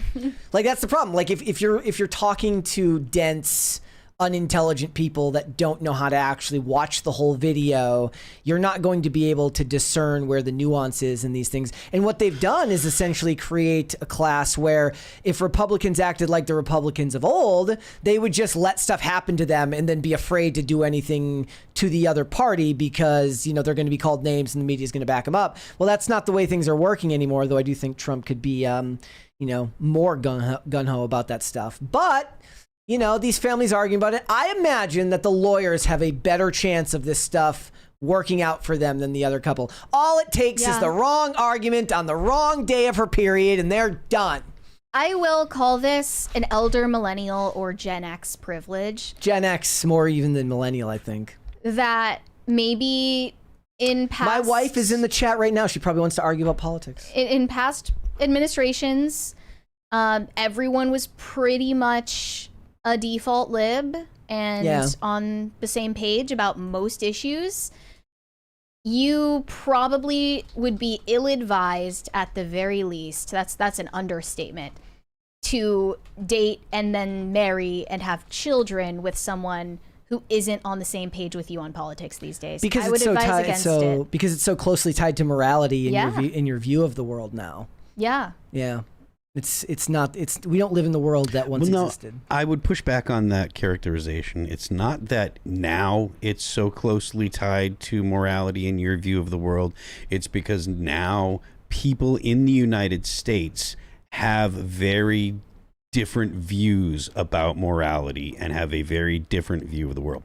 There was a time where most Americans believed very similar things about America and about the world, about things like property rights. Most Americans would have considered themselves Christians, and things today, in 2025 are very, very different than they were in 1995 or 1985. So I don't think that it's So I think that distinction matters. It's not that it's that the people's ideas about what are good are very different than they were 30 years ago.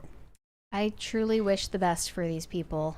I hope so. I hope they both succeed. We need those positive success stories. The last thing you want is to find out that they divorced and you've got no hope. I don't want that for them. I do not want them to divorce over it, but I also don't want people to see this kind of story and think, oh, well, maybe it's fine that my girlfriend or boyfriend is totally opposing to me on every issue. Like we can just work through it. It's fine. It's a very naive idea to think that you can just ignore it. Yep. All right, let's go to Super Chats. Greg Duvier said, congratulations, Phil, on becoming a father. When is the Pro Father All That Remains song coming out?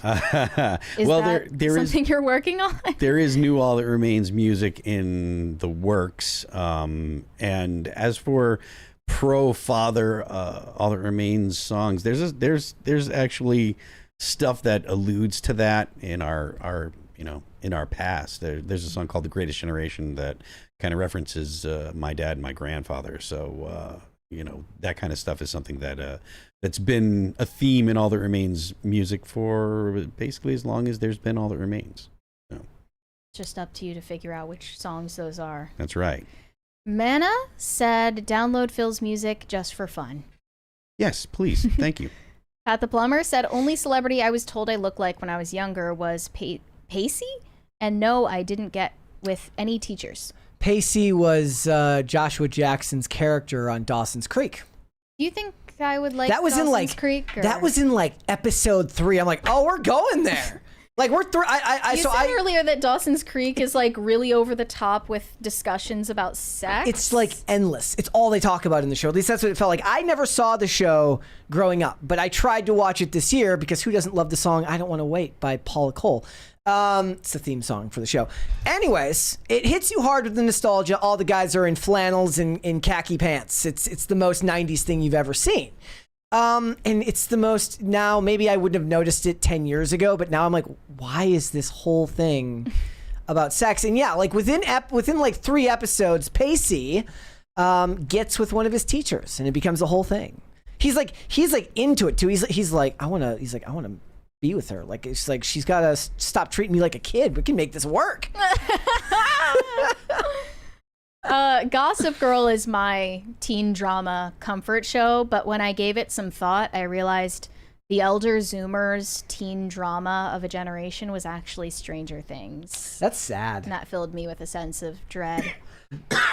I never cared for it as much. Rural Conservative said, being self-employed, I use one of those Christian health-sharing ministries. As someone with no serious health issues, it's pretty cheap. I haven't heard of any in particular. Shane H. Wilder said, I looked into it yesterday, and the dude behind this AI artist has no online presence, which leads me to believe he's just a nom de plume for an AI. Could be. Is the whole thing AI? Is there no person that had any involvement in this? It's AI all the way down. Claude came up with the idea. I hate it. So. Who is Aubier? We need to know. You know what the worst part is like someday we're gonna have to watch some insufferable Hulu made movie about these people. Yeah. Who like The Social Network 5 will be about the people who made AI music. For I the think first it's time. Timbaland, actually. Probably. I think it's Timbaland behind Velvet Sundown. That other R&B AI singer named like Janaya or something just got signed to an entertainment company of some sort. I'm not sure if it was like a major label, but she got a record deal. Yeah. No Control said, sounds just like all the other pop country trash. I don't think it sounds like all the other pop country trash. I wouldn't even necessarily clarify what I heard as country. It sounded more like blues to me. It sounded like Home Depot. It sounded like a Home Depot commercial is what it sounded like. Pop country trash these days is the likes of Zach Bryan, Morgan Wallen, and Post Malone. And Jelly Roll. Post Malone needs to do at least 2 more albums country before he gets classified as a country artist, in my opinion. Like, you don't get to walk away from Sunflower that quickly, bro. Corey Anderson said that AI song is a mix between Hozier and Nathaniel Rateliff and the Night Suites. It's Simplicity makes it easy to understand and sing along to. It's funny that he mentioned Night Sweats. Yeah. Sorry. It's funny that he mentioned Hozier because Hozier's one of those guys who there is a song, and I've mentioned this story on the channel before, but he has a song called Arsonist Lullaby, which I really, really love. And I guess the reason AI kind of bums me out sometimes is there is this like cell phone recorded live version of this song that he did in Detroit in like the mid 2010s. That's just so much better than the real version because it's like every element of the musical arrangement is amplified. It's a lot less reserved than the actual studio recording, and it's just way better. And his voice doesn't sound exactly the same in that recording, and there's something awesome about that. And I hate the idea that if I hear that song for the first time on the radio or in an album, then if I'm going to see him live, I have to expect literally the exact same. I don't want to hear the exact same performance. I want to hear what, every element of humanity that comes to make it work. Maybe you're tired that day. Maybe you don't hit every note perfectly. I like that element of it. Same. Yeah. Not quite the same, but Robert Pattinson made a song for one of the Twilight soundtracks back in the day, and people didn't know at first that it was him singing on it. He's coming out with a new album soon. Yeah, and now he's like launching a full music career, I guess. He's kind of one of those guys who's done enough that he can run side missions. His voice is like reminiscent of Hozier, I would say. Man Bear Cow TV said, perfect segue moment for Man Bear Cow's A Pirate Christmas album, Ho Ho Ho and a Bottle of Rum on Spotify. That's a very long title for your Christmas You're going to have to album. workshop that one, bro. Yeah, you might need to pare it down. Rural Conservative said, check out Madelgard AI, I don't know if I pronounced that right, music, Stag and Sickle. Okay. I won't check it out, but thanks anyway. Shane H. Wilder said, I'm going to go full into my country roots and say, drops into Southern grizzled drawl. I don't know if I can do this. I don't want no dang darn clankers in my country music. Perfect. I tried. That was perfect. Neither do I. I don't want clankers. I could hear the banjo in the background there. No Control said, I legit thought Brie was Elliot Page. I was saying this before the show started that like the similarities were jumping out like as soon as she got that buzz cut. I was like, oh, I didn't even realize that you were doppelgangers, but that's not a good look for any woman to get a buzz cut. Just don't do it. And the actresses are so smug about getting chopping their hair off for a role. Like it's really showing how dedicated they are to their craft. Yeah. There is, to be clear, an amount of money that would get me to chop my hair off, but not whatever it is they're earning off of that. 7 figures, right? I remember. It would have to be a lot. Like, I don't know. figures? I haven't given it a lot of thought yet. 7 figures. Sure. High 7 figures. Well, I mean, let's just put it at $1 million. If someone's willing to give me $1 million to chop my hair off, they're probably a weirdo, but I would do it. I'd grow all my what hair I can grow out down to the length of Mary for 7 figures. I'll give you an example of it. So the other example I would give of actors like doing something to prove that they're dedicated to their craft is back in the 2000s, guys would like request to do scenes with other guys to prove that they were artists, and straight guys could do gay scenes. That's gay. In the show, it's gay. In the It's gay show, for pay. in the show Graceland, both Manny Montana and Brandon J. McLaren. Manny Montana requested at the beginning of season 2 that he do a scene like that. Because he wanted to push himself as an actor. And Brandon J. McLaren in season 2 or season 3, who was famous for having like dreadlocks down to here, said, I want to cut him off. Let's make sure we do it on camera. Like, let's find a reason for this character, for the Jake's character, to need to cut his hair off, and then I'll do it on camera. I think all that stuff is lame. Yeah. Right? Like, I think it's all lame. Like, your like you being like, look, let's find a reason for this character to be like that. The hair one doesn't lame. bother me as much because he's like, look, I'm cutting it off anyways. Let's find a way to do it in the story, because they'd have to find a reason to explain. He's a recurring character. He was right? a star. He was not the star, but he was one of the main. He was an ensemble cast. There needs to be an explanation. He can't just show up one day with no hair. I mean, he could, but it'd be like weird. Be like, hey, I cut my hair. Yeah. You'd write, be like, hey, I'm going to cut my hair. You might want to write someone making a remark. Yeah, that would be a lost. Oh, you cut your dreads. Yeah, I was sick and tired of all the poop hanging off my head. It would be a lost opportunity for the writers to not find a reason to do it on camera. Maybe. Okay. Shane H. Wilder said Rosalina is supposed to be motherly and soft-spoken. She seeks Mario's help to save the star children in the game, as she has traditional feminine air. Well, maybe this one's woke and wants to do it all herself like a girl boss. Take a look at the trailer and, make your own judgment on how Brie Larson delivers the performance. But I think it was a pretty good voice. Yeah, I mean, there was barely any of it, but yeah. There wasn't much to judge off of, but I think she did an okay job. I mean, more voice actors would be annoyed that they're hiring regular actors to do voice acting roles these days in the big budget films. Yeah. Moon at Noon said, for remembering Mary. Okay, I don't know what that means. Kyle Dixon said, kettlebells are better than Ozempic. Congratulations on fatherhood, Phil. Cheers. Thank you very much. Shane H. Wilder said, Mary is right, Brett.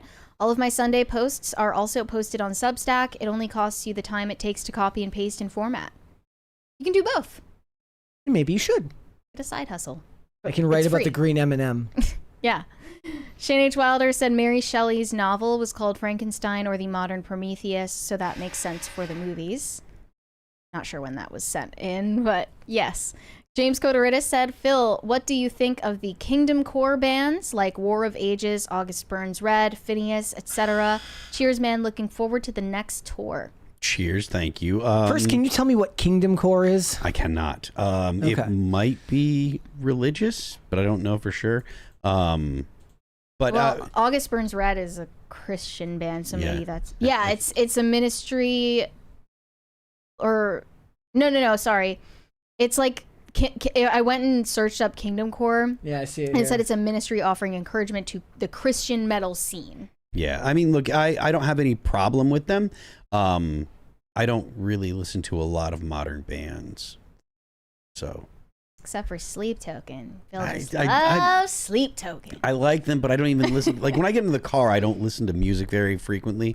And if I do, like I listen to like kind of weird stuff. I like Clutch and I like Primus and stuff like that. So I don't listen to a lot of metal. I've been listening to Past Self from Sleep Token lately. That one's really good. I do think they're a good band though. In Gethsemane. Cringe. There's a great breakdown that what's his name? Never mind, I'm forgetting his name. But he has a music YouTube channel, and he's one of the biggest music YouTubers out there. And he just breaks down one of the songs by Sleep Token. It's really, really good. Rick Beato. There you go. Oh yeah. Shane H. Wilder said, I couldn't date someone who is not a Catholic conservative. Everyone has differences, but differences in essential values is just a recipe for disaster. What about a Hindu, maybe? I don't think that would work. So is that like, is the ultimate hell just libertarian dating where they just argue constantly and... The libertarians are the ultimate hell. Yeah. She's like, I don't believe in regulation. He's like, well, I don't believe in regulation harder. Brian Bledsoe said politicians and their operatives tend to view politics more like a game, so it doesn't surprise me that the opposite sides can be in a relationship. Yep. I actually think that there's great storytelling to be done with that. Like in movies, like in House of Cards or any of those things, I don't even see them as like... as the average everyday person. They're something more, they're more akin to a natural disaster like a hurricane or a tornado destroying things with indiscriminate ease. Like, okay, to give a more charitable interpretation to James Carville's relationship, they did actually say that it was really hard for them to like talk again after specifically like when Mary Madeline started working for the second Bush administration. Like it actually caused real problems in their relationship but they didn't last. Like, they worked through it. I don't think that's a sign that they like view politics as a big like 5D chess game. Like, and they're like characters in House of Cards. They're very unremarkable people a lot of the time who work in politics. Very boring people.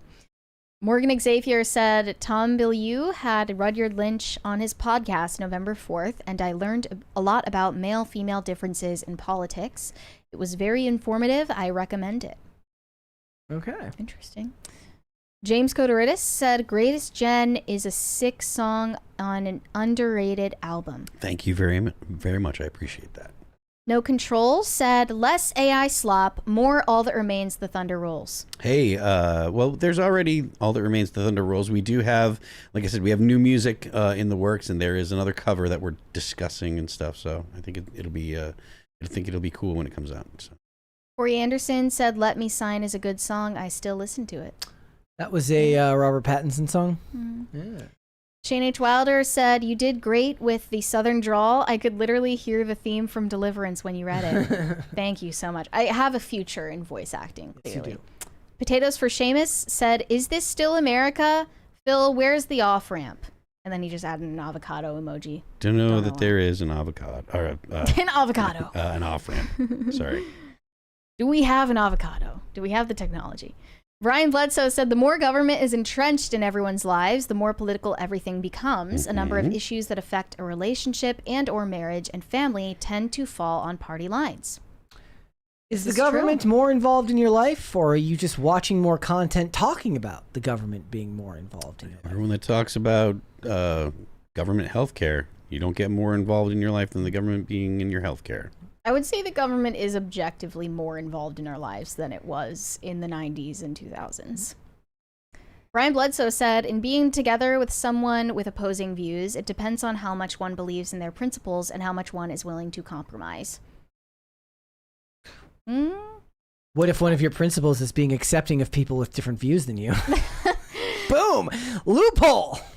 Like, I would say refusing to date someone who's not on the same page with you politically isn't a sign that you, like, don't view them as human. No, of course not. It's a smart decision for your life and, like, bringing new human beings into this world. You only have so much energy you can expend. I mean, there's plenty of people who make these mistakes for reasons that have nothing to do with politics. They're just not a good match for the person, and they just put up with each other for some perverse reason. We have a 20 from 214 West Side. See you next Tuesday. Thank you for that. Thanks. About to get the second crisis party, so thank you. I think we just did. We did. Corey Anderson said, is All That Remains promoting the rhythm guitarist, or have you found a new lead? Phil, can you sing and play guitar at the same time? Those who can are really talented. I cannot sing and play guitar at the same time. I've never put any effort into singing and playing guitar at the same time. So no, we have not found the permanent guitar player for All That Remains at this time. So it is still something that we're working on. Pat the Plumber said Space Grass. That's a great song. That is an absolutely great song. I love Space Grass. The whole self-titled Clutch record is great. So. Oh, and I think you've said before that you can play guitar and sing, but it's just like not your preference, right? I mean, I can play guitar a little bit and sing, but it's one thing to play, strum chords and sing. It's totally different to play riffs, like metal riffs, like the way Dave Mustaine does. Like that is extreme. It takes a lot of practice. So. Corey Anderson said, saw Hot Mulligan on November 3rd, a band I never heard of, supported, named Drug Church. They were really good. Arm's Length and Anxious were great too. Cool. Steven TM said, congrats on fatherhood, Phil. Are you going to be touring with All That Remains a lot less, or even not at all now? Oh, there will definitely be touring with All That Remains. We've got a tour plan next year. We'll have more. We've got some dates. We're going to be at the Louder Than Life Festival in Florida, and Sonic Temple. I believe it's Sonic Temple. The information is on our Instagram page. There will be probably a month of dates around that time. Phil, didn't anyone send you the memo that when you have children, your life is over? Over. You're never supposed to do anything ever again. No, your life is only over for the first 3 months, because an infant is a massive, like a newborn is a massive time suck. Like they need to be taken care of all the time, and their sleep schedule is a nightmare and stuff. I haven't slept in the same bed with my girlfriend since the baby was born. But after 3 months, then things kind of smooth out, and you get into a rhythm and stuff. But newborns are what's difficult to deal with. You give it everything it wants, and it just keeps complaining. Yes, it is a complaint machine. Absolutely. That's okay. The ultimate moochers. We are all caught up on Super Chats and on Rumble Rants, no, guys. We're not. We're not? Oh, is there more there? Yeah. Okay. Oh, yeah, wow. Yeah, no, it wasn't, the computer froze. James Coderidis said, saw Clutch at Hampton Beach. They still got it. Nice. Very good. Love the venue, too. Love the Hampton Beach Arena, or the Hampton Beach Casino. It's great. No Control said you can't reach the off-ramp from the left lane. True. Thank you, guys. Thank you, guys. There's that second part.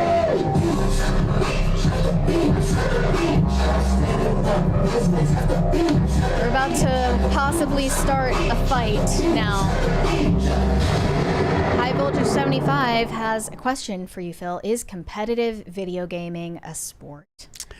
We talked about this last night, and I don't think it's actually a sport. It's definitely competitive. It's always on the second Crisis Party. Sorry about that. Hold, please. You don't get a dance on the second one. We're not dancing. And did the whole thing plays this time? Not necessarily. It might cut early. I apologize. If it keeps going now, I'm just going to turn it down. They're faking us out. Yeah. Okay. Yeah, I don't know that it's actually a sport. I don't have any kind of strong feeling about this. So if someone's like, no, it is, and I'm like, fine, bro, I don't care enough to argue with you about it. But I don't think that competitive video games are a sport, but they are definitely, they're competitive, It's a millennial thing to have like a really strong opinion on. Is cereal soup? Yeah. Very millennial. Is a hot dog a sandwich? Yeah, right. This is what I care about more than anything on the planet. Yeah. I don't have a strong opinion Strategically about it. planned, unimportant things to care a lot about so that you know that the backlash won't be real. Shane H. Wilder said, you heard it first, Phil doesn't believe in avocados. I do believe in avocados, and I do like avocado toast. They are great. They're nice. Rural Conservative said it's called Solidarity Health Share, $123 a month. Solid. That's a good price. Corey Anderson said live music is the best. In my opinion, middle tier bands are better musicians and play better live. Support these bands. They bring better support on tour too. I mean, I don't know. Like, maybe, I don't know. When I think of top tier, I think of like most of these people have passed away, or the people that really kind of I think have passed away. But like Michael Jackson and Prince, like those two guys were like beyond AAA, and the reason they were beyond AAA is because of their work ethic, right? They just rehearsed and got so incredibly good that they were just beyond what normal musicians are. Michael Jackson would rehearse like mad, right before he passed away. Go and watch the making of We Are the World and watch Michael Jackson look at almost everybody else in that room with just absolute disgust. Just absolutely like just he didn't even hide it. No, I mean, like he would be like bobbing his head at parts, and then someone would start and he'd just be like because he was so good and so rehearsed and just so far beyond almost everyone else that was in the room with him.